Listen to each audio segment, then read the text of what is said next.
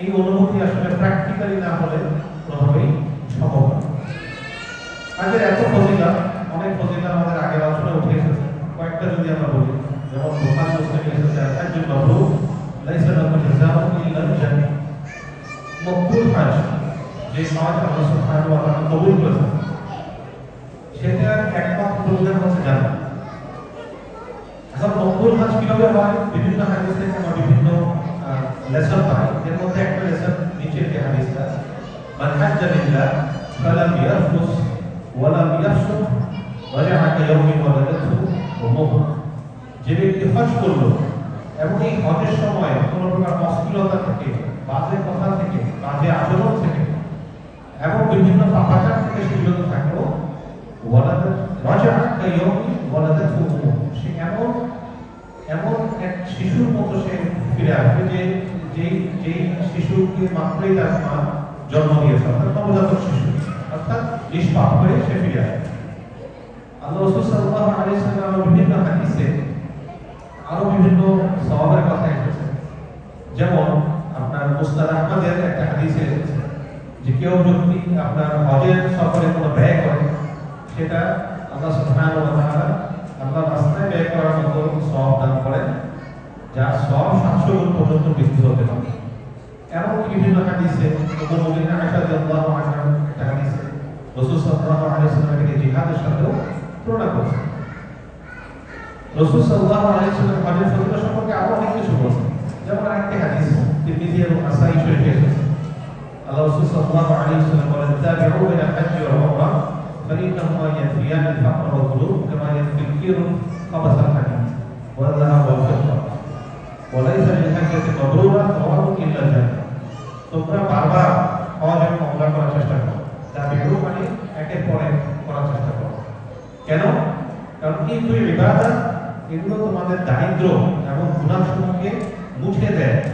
যেমন ভাবে হাপড় বা কামারের যে হাপড়, সেটা লোহা, স্বর্ণ, রূপার ময়লাকে আপনার দূর করে দেয়।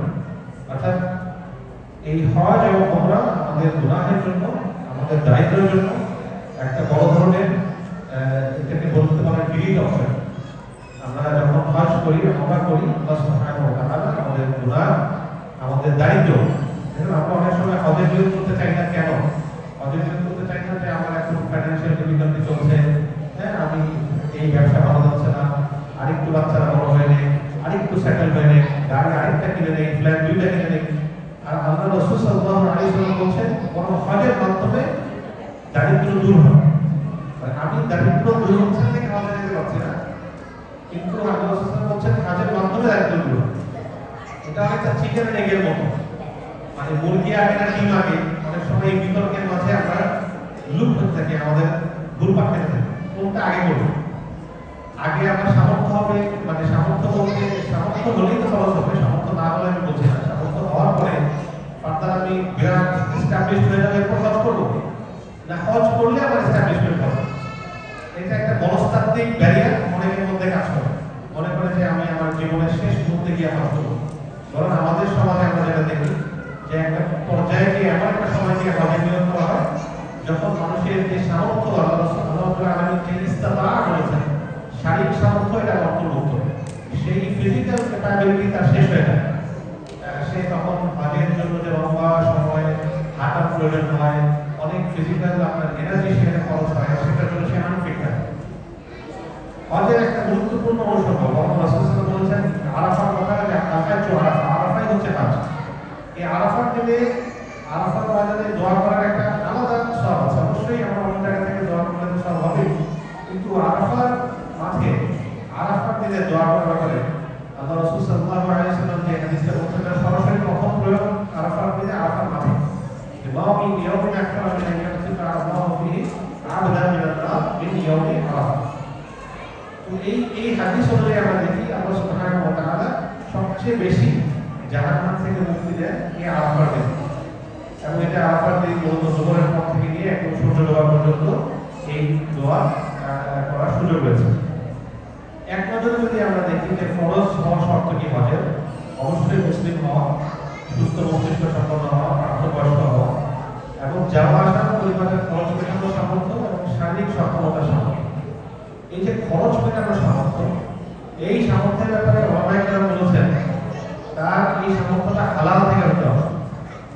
অর্থাৎ যদি তার হালাল ইনকাম না থাকে তাহলে আল্লাহ সুবহানাহু ওয়া তাআলা তার এই হজকে কবুল করবেন না। এবং সেটা শুধু হজের জন্য না, আমরা যদি কুরবানির কথা বলি, আমরা যাকাত দেওয়ার কথা বলি, সব আর্থিক ইবাদতের ক্ষেত্রেই এটা কমন শর্ত। কারণ এটা ইমাজিন করা সম্ভব না যে আমি আল্লাহ সুবহানাহু ওয়া তাআলার নির্দেশ অমান্য করে আয় করব আর সেটা আল্লাহর সওয়াবের জন্য আমি ব্যয় করব। এই দুইটা কমপ্লিটলি অপোজিট দুটো বিষয়। একদিকে আমি আল্লাহর সওয়াব চাচ্ছি, এজন্য যাকাত দিতে চাচ্ছি, এজন্য খরচ করতে চাচ্ছি, এজন্য কুরবানি করতে চাচ্ছি। অন্যদিকে আমি কি করছি, হারাম থেকে সেটাকে উপার্জন করছি। আমরা দেখবো অনেক দুর্নীতিবাজ নিয়মিত হজে যায়, নিয়মিত উমরায় যায়, এটার কোনো ফায়দা নেই। এটা জাস্ট লোক দেখানো, মানুষ হাজি বলবে, মানুষ মনে করবে সে অনেক পায় আছে। হ্যাঁ, ফায়দা এতটুকু যদি সে তওবা করে আসে। কবুল হজের, মাবরুর হজের অন্যতম একটা আউটকাম হচ্ছে সে পরিবর্তন হবে, তার জীবনে পরিবর্তন আসবে, তার আমলে পরিবর্তন আসবে। সে যদি আবার আগে আমলে কন্টিনিউ করে তাহলে এটার মাঝে আসলে কোনো ফায়দা নেই। এক নজরে যদি আমরা হজের কাজগুলো একটু দেখি, আমরা যারা বাংলাদেশ থেকে বা অন্য দেশ থেকে আমরা হজে যাই, প্রথমে আমরা প্রথমত হজের তিনটা আপনার টাইপ আছে, টাইপ অফ হজ তিনটা। একটা হচ্ছে ইফরাদ। ইফরাদ হচ্ছে শুধু হজের জন্যই মক্কা মদিনায় যাওয়া, মক্কায় যাওয়া।